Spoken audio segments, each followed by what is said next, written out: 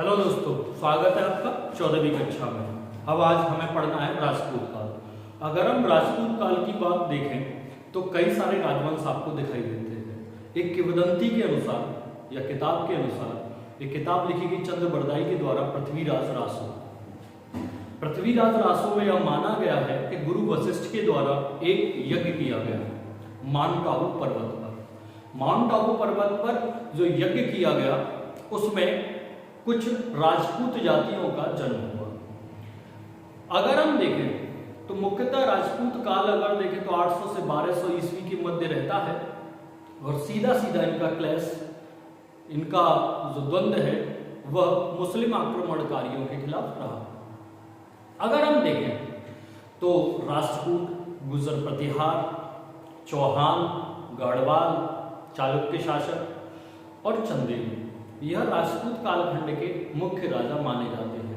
किंतु प्रश्न जो परीक्षा से पूछे जाते हैं वो सीधे सीधे यह इस तरीके से पूछे जाते हैं कि मुस्लिम आक्रमणकारियों के खिलाफ कौन से शासक खड़े हुए थे।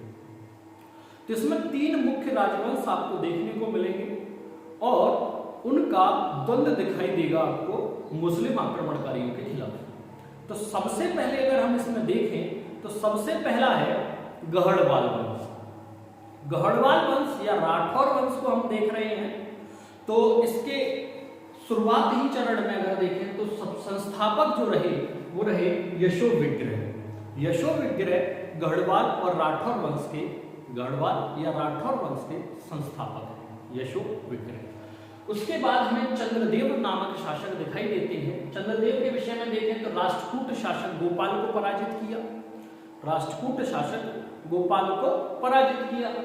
बनारस को अपनी राजधानी बनाया। वाराणसी जो क्षेत्र है, जो पुरानी काशी महाजनपद की राजधानी रही, उसको राजधानी बना रहे हैं चंद्रदेव। उसके बाद गद्दी पर बैठते हैं गोविंद चंद्र। गोविंद चंद्र एक महत्वपूर्ण शासक इसलिए भी हैं क्योंकि इन्होंने कन्नौज को दोबारा शक्ति का केंद्र बनाया। आप समझिए, कन्नौज को हम हर्षवर्धन के समय शक्ति का केंद्र बनते हुए देख रहे थे। अब दोबारा शक्ति का केंद्र किसने बनाया? गोविंद चंद्र ने, और उसको जीता। इसी के दरबार में इसके एक मंत्री रहते थे, कवि भी थे, लक्ष्मीधर। उन्होंने एक पुस्तक लिखी कृत्य कल्पतरु। कृत्य कल्पतरु।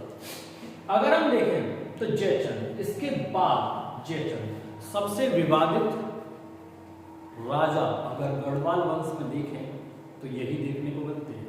जयचंद को विवादित राजा इसलिए भी माना जाता है क्योंकि कहीं न कहीं इसका संबंध मोहम्मद गौरी और पृथ्वीराज चौहान, जिसे पृथ्वीराज तृतीय कहते हैं, राय पिथौरा की उपाधि लेता है, उससे सीधे सीधे समकालीन दिखाई देता है जयचंद। एक बात और, यह माना जाता रहा है कि जयचंद और पृथ्वीराज मौसी के भाई थे, मौसेरे भाई थे। और जयचंद की पुत्री का नाम था संयोगिता। संयोगिता और पृथ्वीराज चौहान का उनका एक प्रसंग है कि पृथ्वीराज चौहान ने संयोगिता का अपहरण कर लिया और शादी कर ली, जिससे जयचंद नाराज हुए। और यह भी माना जाता है कि यह किंवदंती है कि मोहम्मद गौरी ने अगर वो आया तो उसको आमंत्रित करने का कार्य जयचंद ने किया। मगर याद रखिए, किसी भी पुस्तक में यह वर्णन सही नहीं मिलता है। जयचंद ने पृथ्वीराज चौहान के लिए मोहम्मद गौरी को नहीं बुलाया था, मोहम्मद गौरी यहाँ आया था। यह सीधी सीधी बात है। तो पहली चीज, जयचंद ने 1170 से 1194 ईस्वी के मध्य शासन किया। पृथ्वीराज चौहान, पृथ्वीराज तृतीय को अगर देखें तो इसका समकालीन दिखाई देता है। जयचंद की पुत्री संयोगिता थी जिसका अपहरण पृथ्वीराज चौहान करता है और बाद में पृथ्वीराज चौहान मोहम्मद गौरी से हारता है। और उन दोनों के मध्य जब यह युद्ध समाप्त होता है तराइन का, तो फिर एक युद्ध होता है जयचंद और मोहम्मद गौरी का, जिसे चंदावर का युद्ध कहते हैं। चंदावर का युद्ध 1194 ईस्वी में हुआ, जिसमें पराजित हुए जयचंद और उनकी मृत्यु हो गई। तो चंदावर का युद्ध अक्सर पूछा जाता रहा कि किसके मध्य हुआ, तो मोहम्मद गौरी और जयचंद के मध्य हुआ। जयचंद उसमें पराजित होते, मगर जयचंद के पुत्र थे हरिश्चंद्र, बाद में वह गौरी की सेना को पराजित करते हैं और बनारस पर दोबारा अपनी सत्ता स्थापित करते हैं, और जितने भी मुस्लिम आक्रमणकारियों ने बनारस के घाटों को और मंदिरों को तोड़ा था उसे हरिश्चंद्र दोबारा स्थापित करने का कार्य करते हैं। तो जयचंद के विषय में हम स्पष्टता जान पाए। अब अगला जो राजवंश है वो है चहमान या चौहान वंश। आप समझिए, चहमान और चौहान वंश। अगर इसके संस्थापक की बात देखें तो संस्थापक थे वासुदेव और शुरुआती राजधानी थी अचित्र,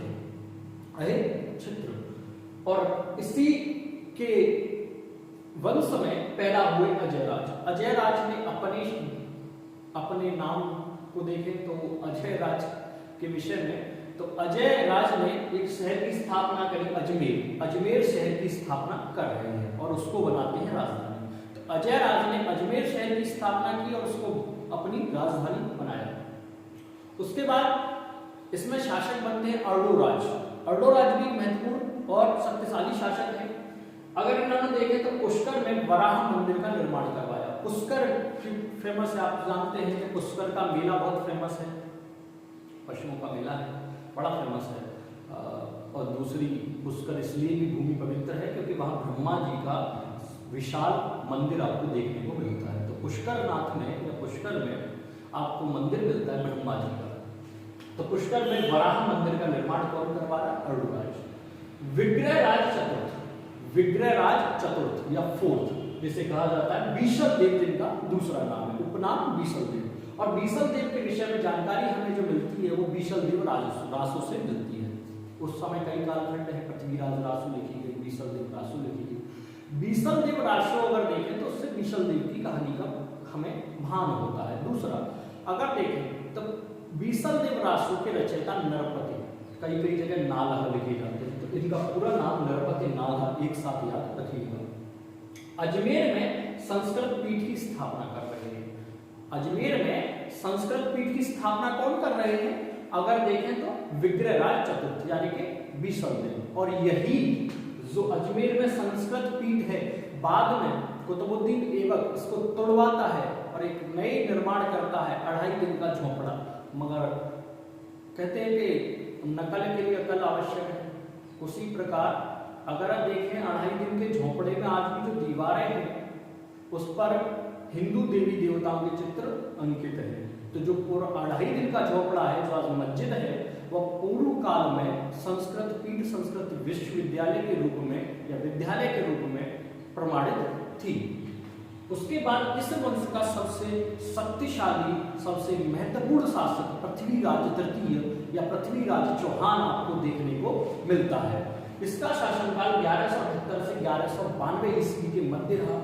इसके पास राय पिथौरा की उपाधि थी और दिल्ली को इसने अपनी एक राजधानी बनाया। दिल्ली का भी इतिहास समझेंगे थोड़ा सा, कौन बसा रहा है इसको, क्या हुआ, तो वो सारी चीजें हम देख रहे हैं। तो पृथ्वीराज चौहान तृतीय जिसे कहा जाता है, राय पिथौरा की उपाधि लेता है। पुरुष परीक्षा और पृथ्वीराज रासो। पुरुष परीक्षा एक किताब है जो लिखी विद्यापति ने, और दूसरा पृथ्वीराज रासो जो स्पेशली लिखी गई पृथ्वीराज के ऊपर चंद्रबरदाई ने, और इसमें पृथ्वीराज चौहान के जीवन का वर्णन मिलता है।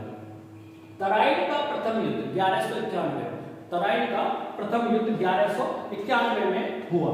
तराइन का प्रथम युद्ध जो 1191 में हुआ उसमें पृथ्वीराज और सामने था मोहम्मद गौरी।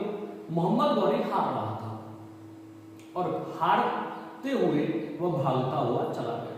पृथ्वीराज चौहान ने उसे इसलिए नहीं मारा कि राजपूत ये संस्कार नहीं कहते कि वह निहत्ते और भागते हुए दुश्मन पर वार करे। पृथ्वीराज चौहान मोहम्मद गौरी को जाने देता है, छोड़ देता है। पृथ्वीराज चौहान अपना शासन फिर चलाने लगता है, मगर मोहम्मद गौरी भारत दोबारा वापस आता है, अधिक सेना के साथ वापस आता है। तराइन का द्वितीय युद्ध होता है जिसमें 1192 में पृथ्वीराज चौहान पराजित होता है और मोहम्मद गौरी जीत जाता है। पृथ्वीराज चौहान पराजित होता है और मोहम्मद गौरी जीत जाता है, और मोहम्मद गौरी यहाँ से दिल्ली में मुसलमानों की सत्ता स्थापित करने का कार्य करता है। तो समझ रहे हैं। मगर जो पृथ्वीराज रासो लिखी गई है चंद्रबरदाई, उसमें एक अलग प्रसंग है। कि पृथ्वीराज चौहान ने बाद में अंधा करवा दिया था, उसकी हत्या की थी। 4 बांस 24 गज अंगुल अस्त्र प्रमाण, ताऊ पर सुल्तान है मत चुके चौहान, वह भी प्रसंग आपको देखने को मिलता है। किंतु हमें इतिहास में जो पढ़ना है वो तराइन के दो युद्ध हुए, और पहला युद्ध जो हुआ 1191 में जिसमें पृथ्वीराज जीता, और 1192 में अंततः पृथ्वीराज चौहान हारता है, दिल्ली की सत्ता हारता है, और मोहम्मद गौरी मुसलमान सत्ता को भारत में स्थापित करने का कार्य करता है, मगर भारत में राजधानी नहीं बनाता है, यह बात याद रखिएगा। अगले शासक हैं चालुक्य या सोलंकी वंश। अगर हम चालुक्य को देखें तो हर्षवर्धन के समय भी चालुक्य दिखाई देते हैं। हर्षवर्धन को पराजित किया था चालुक्य शासक पुलकेशिन द्वितीय ने, जिसमें आपको एहोल अभिलेख जानने को मिलता है। तो चालुक्य शासकों का अगर संस्थापक देखें तो मूलराज प्रथम, इनकी राजधानी थी अनिलवाड़। इसी में अगला जो हम देखें तो भीम प्रथम एक राजा हुआ, जिसके समय 1025 ईस्वी में अगर हम देख रहे हैं तो एक आक्रमण दिखाई देता है आपको, जिसका नाम है महमूद गजनवी। महमूद गजनवी भारत आता है, 16 बार 17 बार आक्रमण करता है। ये उसका 16वां आक्रमण था सोमनाथ मंदिर पर। 17 बार उसने आक्रमण किए हैं भारत पर, और 16वें आक्रमण में वह सोमनाथ मंदिर को लूटता है। उस समय गुजरात का जो शासक था वो भीम प्रथम था। भीम प्रथम ने बाद में माउंट आबू पर्वत पर दिलवाड़ा का जैन मंदिर बनवाया। उस समय जो सामंत था इसका माउंट आबू का, उसका नाम था विमल शाह। तो याद रखिए दिलवाड़ा का जो जैन मंदिर है वो बनवाया इसके सामंत विमल शाह ने। तो कुछ भी पूछ सकता है कि शासक के विषय में, इस शासक ने बनवाया, सामंत कौन था? तो दिलवाड़ा का जैन मंदिर बहुत प्रसिद्ध मंदिर है, माउंट आबू में है, और किसने बनवाया? भीम प्रथम के सामंत विमल शाह ने। अगला जो शासक है वह है मूलराज द्वितीय। मूलराज द्वितीय का शासन ज्यादा लंबा शासन काल नहीं रहा है, यह बात आप जान के रखिए। 1175 से 1178 के मध्य जाना जाता है कि इनका शासनकाल रहा। कम शासनकाल है मगर मजबूत शासक है। मूलराज द्वितीय के अंतिम टाइम पीरियड में अगर देखें शासनकाल में, टेन्योर में, मोहम्मद गौरी भारत पर आक्रमण करता है, और मोहम्मद गौरी को सबसे पहले हराने का कार्य अगर किया, पहली हार जो हुई है वो मूलराज द्वितीय के द्वारा हुई है। मूलराज द्वितीय ने मोहम्मद गौरी को गुजरात में पराजित किया। उसके बाद गद्दी पर बैठा भीम सेकंड। यह देखिए एक लंबा शासनकाल इसका रहा है। इस वंश का अंतिम शासक है यह, और मोढेरा का सूर्य मंदिर का निर्माण करवा रहा है। सूर्य मंदिर भी मुख्यतः 3 माने जाते हैं। मोढेरा का सूर्य मंदिर जो बड़ौदा में है, वडोदरा में है, गुजरात। दूसरा अगर देखें मार्तंड सूर्य मंदिर जो कश्मीर में है, और तीसरा कोणार्क का सूर्य मंदिर जो उड़ीसा में है। तो 3 सूर्य मंदिर हैं और अक्सर परीक्षा में पूछे जाते रहे हैं। तो पहला है मोढेरा का सूर्य मंदिर, भीम द्वितीय ने बड़ौदा में बनवाया, गुजरात में। पहले दूसरा है मार्तंड सूर्य मंदिर जो कश्मीर में है, और तीसरा है कोणार्क का सूर्य मंदिर जो उड़ीसा में है। अब अगर हम देखें दिल्ली, तो दिल्ली के विषय में अगर हम देखें तो दिल्ली किसने बसाई? तो दिल्ली बसाई अनंगपाल तोमर। तोमर राजवंश के एक राजा जो दक्षिणी दिल्ली में सूरजकुंड नामक स्थान पर एक नए शहर का निर्माण कर रहे हैं, उसका नाम है दिल्ली। तो तोमरों ने इसको बसाया, मगर इसको प्रसिद्धि जो दिलवाई वो पृथ्वीराज चौहान या पृथ्वीराज तृतीय, चौहान वंश के शासक अगर हम देख रहे हैं तो उन्होंने इसको प्रसिद्धि दिलवाई। बाद में यह कई बार उजड़ी और कई बार बसी।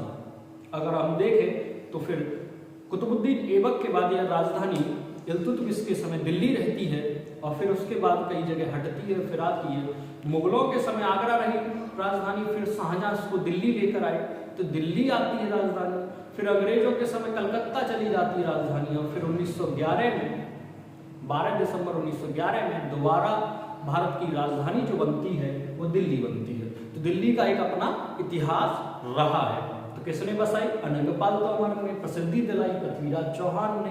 बाद में अंग्रेजों के समय चली गई कलकत्ता, फिर 1911 में यानी कि 12 दिसंबर 1911 को राजधानी बनी दिल्ली दोबारा, जो आज तक हमारे देश की राजधानी है। राजपूत काल को हम कई रूपों में देख सकते हैं, मगर मुख्यतः अगर हम देखें जहां मुस्लिम आक्रमणकारी सीधे राजपूतों से टकरा रहे हैं, तो 3 ये मुख्य राजवंश हैं जो आपको समझने हैं।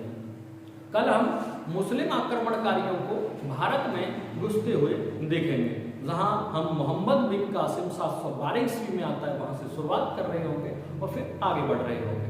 तो यह कक्षा मध्यकाल को समझने के लिए, मिडिवल पीरियड को समझने के लिए बहुत आवश्यक है। तो इस क्लास अगर आपको कंटेंट अच्छा लगा तो लाइक करिए, सब्सक्राइब करिए, शेयर करिए, स्क्रीनशॉट ले सकते हैं आप।